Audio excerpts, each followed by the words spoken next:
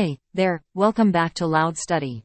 Today, we're about to explore an essential topic. What is an adjective? An adjective is a word in the English language that is used to describe or modify a noun or a pronoun. Adjectives provide more information about the noun or pronoun they are associated with, such as its size, color, shape, condition, or quality. They help provide a clearer and more detailed picture of the object or subject being discussed in a sentence.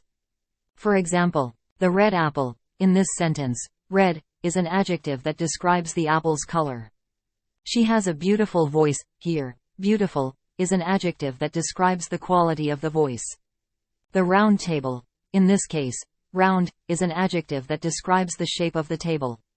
Adjectives play a crucial role in making language more expressive and informative by adding descriptive details to nouns and pronouns. If you found this video interesting, please subscribe our channel.